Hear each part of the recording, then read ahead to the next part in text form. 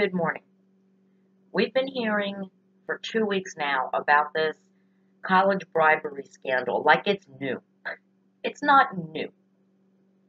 Look, if you needed two high-profile celebrities to be charged with this crime to prove to you that the rich are different and believe that they deserve more than you or your children deserve, you haven't been living in America for a very long time. This is not new. 20 plus years ago, 20 years ago, when The Sopranos was on HBO, most of you probably know about The Sopranos. In the first season, the wife, the oldest daughter of Tony Soprano, was trying to get into college. She wanted to go to Berkeley in California. They lived in New Jersey. Her mother lost her mind. Carmela lost her mind. She's not going to Berkeley. She should go to Georgetown.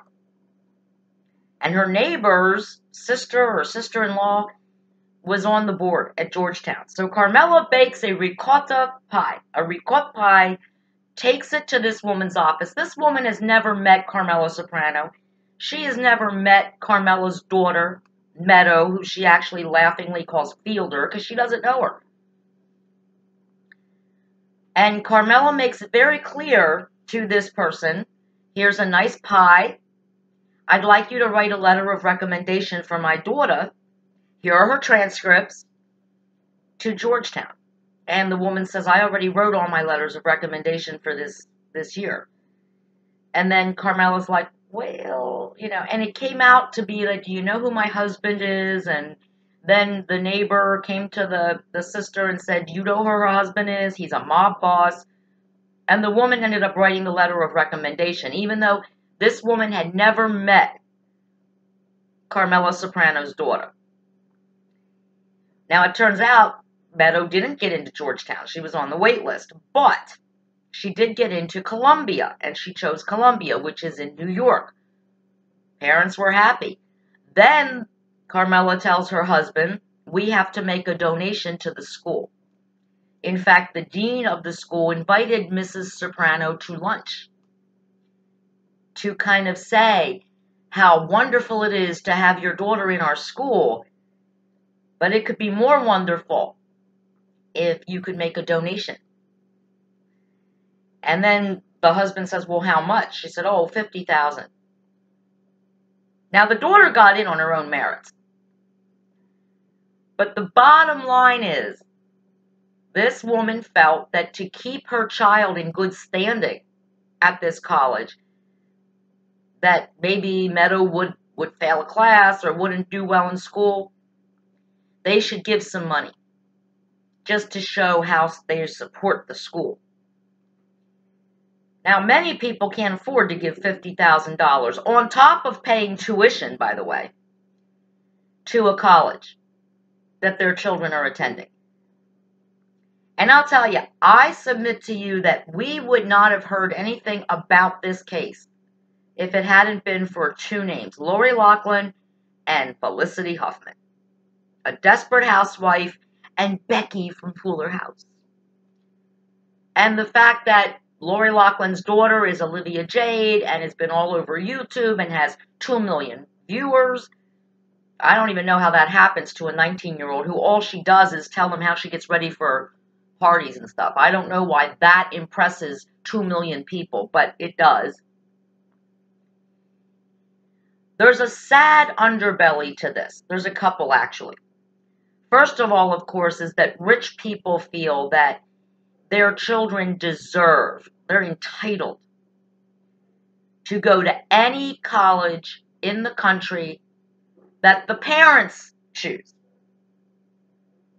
The kids don't have to want to go there, but the parents say, you're going to USC, you're going to Yale, you're going to Harvard.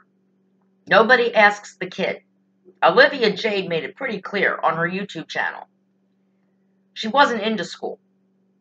She was already running her own business. She was busy. She was making her own money. But that wasn't good enough for her parents. They wanted her to have college. And they not only did this once, they did it twice. They got both their daughters into college with their money, $500,000, on top of paying tuition. because it's pretty obvious their kids didn't get scholarships. But what is this telling the children? Mommy and daddy think so little of you. You're too stupid to get into the college mommy and daddy want you to go to, so we'll just buy your way in. These kids are not going to excel in college. What are the parents going to do? Bribe the different professors to pass their children when their children can't comprehend the class? It's an insult to these kids. And this is a problem all over America in a lot of households. You know, there are parents who from 10 years old tell their children, you're going to this college. They buy them the gear. They make them watch the football games. This is where you're going to college. They never ask the child. And there is so much pressure on kids today. They even get homework over their summer vacation from a teacher they haven't even met yet. And the students don't get the assignment, the parents do. Parents get texts now from the schools. Okay, this is the summer reading material. An essay must be written comparing 3 of the 6 books. Your child can choose 3 of the 6 books. Oh, by the way, you have to go buy the books. When I was in school, if the class was reading a book, first of all, we didn't read it over the summer. We didn't have summer homework. And second of all, the school provided the book, copies of the book, for us to read. Now, the parents are supposed to buy. Now, not every parent out there can afford to go to the Barnes & Noble and buy 6 books or 3 books for their kids who don't even want to read these books to read over the summer. I helped a young person out one time, 14 years old, going into 9th grade English. And I read this assignment that they had to do over the summer, and I was baffled. And I'm talking, I was maybe 50, 52 years old at the time. And I'm like, oh my God, I can't pass 9th grade English. It was so adult, this assignment, for a 14-year-old. First of all, she had to read 3 books. And these books were not little teeny books. They were books. And then she had to do these comparisons. What's the theme that rolls through the 3 books you chose and all this stuff? At 52, after about an hour of rereading the assignment, I got what the teacher was looking for. But I started thinking to myself, as a 14-year-old, there's no way in hell I would have understood this. There's no way in hell. And I started thinking about the fact that some of these homework assignments that these kids are too young to mentally comprehend, not only because of their own life experience, which is what the assignment sort of was about, experiences that some of these kids haven't even had yet in their own lives, but that some of these books, the content of these books, I don't even know if they were appropriate for that age group. They certainly weren't interesting. At least to me at 14, they wouldn't have been interesting. They wouldn't have held my attention. And so therefore, if you don't get them at the first chapter at age 14, they probably won't comprehend the book or get the message the teacher was looking for. Some of the books that some of these kids are reading in junior high school, even as an adult, would not interest me. And actually one book, Lord of the Flies, that I was forced to read in school and did not comprehend in any way, shape, or form. It was 5th grade, for God's sake. I reread it recently, and now I get it. But again, I'm 54 years old now. 54-year-old me gets it. 11-year-old me couldn't care less. I tuned it out. I didn't know what the hell they were talking about. So these kids have all this pressure on them. They have summer homework. And then they have their parents fluttering over them saying, you got to go out for this sport. You got to go out for this. You got to do this. It'll look good on your college application. These kids are 14 and 15 years old. Some of them don't even know what they want to do or what they want to major in or if they even want to go to college. And yet the parents are insistent, you must go to college, you have to go to college. I'm here to tell you, you don't have to go to college. My husband didn't. He's very successful. And the job he has now, he got because of his hands-on experience. 20 years of developing websites, of developing applications, reading books on his own he bought from a bookstore, not paying a college.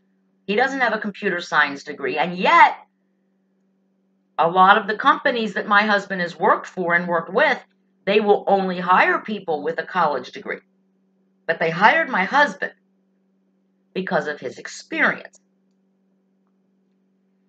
So my thing is, do we really need four-year college? And some of the degrees that these kids are going to college for, I mean, come on, art history? Where are you going to work? Okay, you can work as a curator for a museum. Lots of jobs out there looking for those. You don't have a teaching degree, so if you go back to school and do more school and pay more money, you could get a teaching degree and become a professor in art history. But what is an art history degree really good for? Unless you want to make $11 an hour working at a gallery, selling other people art. You're not going to make the big bucks. Liberal arts, that is so broad. And if you have a liberal arts degree, you're not going to be a lawyer. You want to be a lawyer, then you've got to go back and take more school. Liberal arts is not going to get you into law school. You'll have to take some criminal justice classes, which you'll have to pay for. And then you got to pay for law school. That's another 3 years till you're out in the world making an income and racking up the student loans. If you don't want to be a doctor or a scientist or a lawyer, I submit I don't really think you need four-year college. I personally don't think you need four-year college to be a lawyer. I think you need to take some criminal justice classes and then go to law school. And I think you should be able to get into law school without a four-year bachelor's degree.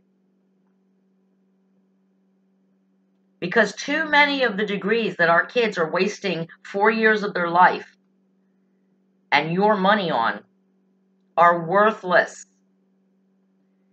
We hear it every day on the news. I just saw something on the state of the state of our nation about Pennsylvania, and someone was saying this very thing, that trade schools, learning a trade, electrician, plumber, these are things that you can actually get a job doing, and you don't have to spend a fortune or 4 years learning how to do them.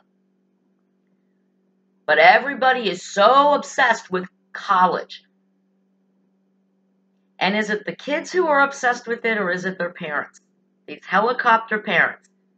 They want to be able to say, my kid goes to Harvard. My little precious girl goes to Yale. That's your bragging rights. I did a show about weddings and how the parents take over the wedding like it's their wedding instead of the bride and groom's wedding. Same thing happens with higher education. The parents are controlling the child. And these are not children. These are 18-year-old adults. Now, I will say that most of these kids involved in this scandal, I don't think they knew that their parents had bribed them their way into college. Maybe they did. After all, these parents have obviously been raising entitled, rich, spoiled brats who think that because of their parents, they can do anything they want, they will be accepted anywhere they go, and they will succeed based on their parents. Olivia Jade brings her mommy, Lori Loughlin, onto her YouTube show. She's got 2 million viewers. I have no celebrities on my show, as I said on Sunday. And I don't have 2 million viewers. I've never had 2 million views on my shows. But then again, I don't look all cute and pretty, and I don't tell you how to put on your makeup and what clothes to wear. And I don't have fancy celebrity friends.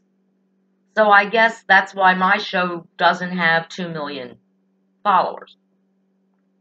But at least I got my followers honestly, through content, through what I have to say, through the quality of my show, not the fact that I'm 19, I'm cute, and I go to parties every other day instead of going to class at USC that mommy paid my way into. So I don't know. I don't know what's going to happen with this, but I will tell you to please understand that this has become almost as nauseatingly every single day. Oh, the college scandal, the college scandal. This is not new. It's not new. And in fact, it's the last time I'm going to talk about it. Because this stuff has been going on for decades. People with legacies, whose parents, grandparents all went to Harvard, they get put to the top of the line. Who loses? Of course, the people who work hard.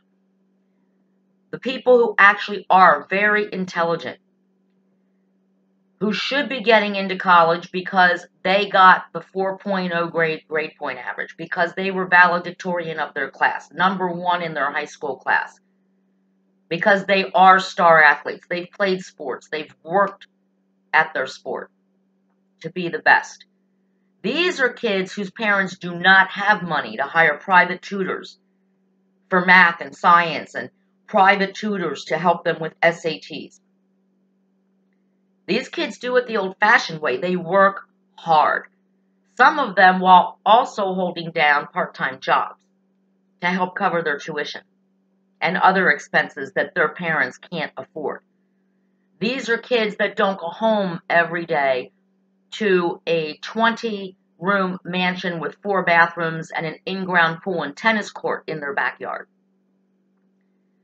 and who vacation on the dean of their college's yacht with his daughter, like Olivia Jade got to do for spring break. Some of the kids that I'm talking about who have not gotten into college, even though they had the grades, but somebody with a bigger name and a bigger checkbook got in instead, these kids, some of them haven't even been out of our country.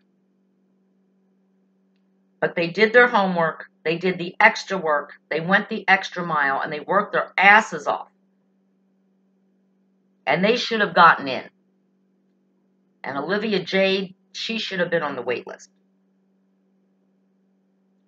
Political Paula, out.